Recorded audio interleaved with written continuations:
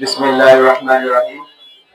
বাংলাদেশ জামায়াত ইসলামী রূপগঞ্জ উপজেলা দক্ষিণের রূপগঞ্জ উপজেলার আজকের এই বাংলাদেশের অন্যতম একটি ঐতিহাসিক দিন 28 অক্টোবর 2006 সালের যারা লগি বৈঠা নিয়ে পৈশাচিক কায়দায় বিভিন্ন ভাইদের শহীদ প্রতিষ্ঠা স্মরণে বিক্ষোভ মিছিল পরবর্তীতে আজকের এই আলোচনা সভা উপস্থিত বাংলাদেশ জামায়াত ইসলামী রূপগঞ্জ উপজেলা থেকে মাননীয় সংসদ প্রার্থী ভাই উপস্থিত আজকের এই প্রোগ্রামের পরিচালক সম্মানিত বিভিন্ন থানার সভাপতি সেক্রেটারিবৃন্দ আমাদের জামাত ইসলামী জেলার মজলিসের শুরা এবং পরামর্শক ভাই উপস্থিত আজকের সংগ্রামী আসসালামু আলাইকুম ওয়া রাহমাতুল্লাহ। আমরা সবাই জানি বাংলাদেশের সরকারের 2001 থেকে 2006 সাল পর্যন্ত একটি সুন্দর সরকার ব্যবস্থা হয়েছিল। যখন এই শান্তিপূর্ণভাবে একটি সরকার ব্যবস্থা পরিবর্তন হচ্ছিল, নতুন তত্ত্বাবধায়ক সরকারকে যখন ক্ষমতা হস্তান্তর করা হচ্ছিল, তৎকালীন সময় রাষ্ট্রের যে ব্রিটিশ সরকার ছিল শেখ হাসিনার নেতৃত্বে এই লগি বৈঠা নিয়ে একটি ক্ষমতাবিক্ষিপ্ত করে তত্ত্বাবধায়ক সরকারকে নস্যাৎ করার চেষ্টা করেছে, ঠিক না?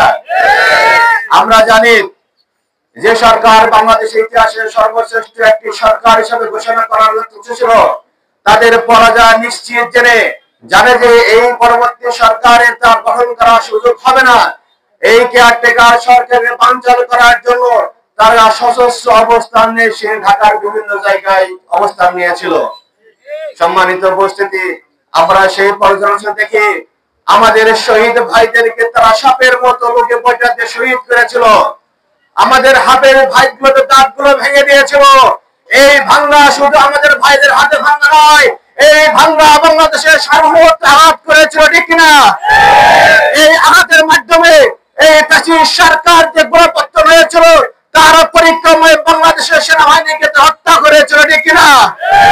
এই ষড়যন্ত্র শুরু হয়েছিল, যে ষড়যন্ত্রের মাধ্যমে মানুষের অধিকারগুলো কেড়ে নিয়েছিল, ঠিক কিনা? যে ষড়যন্ত্র শুরু করেছিল সেই ষড়যন্ত্রের মধ্যে আমাদের প্রিয় নেতাদেরকে শহীদ করা হয়েছে।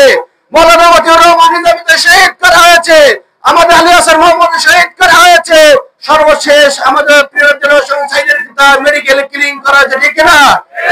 বাংলার জমিনে আর কোন ফ্যাসিস্ট আমরা উত্থান করতে দেব না। এবং যারা আমাদেরকে প্রিয়দের শহীদ করেছে বাংলার জমিনে তাদের বিচার করতে হবে। যারা আমাদের জনসংখ্যাকে শহীদ করেছে বাংলার জমিনে বিচার না করে আর কোন নির্বাচন মেনে হবে না।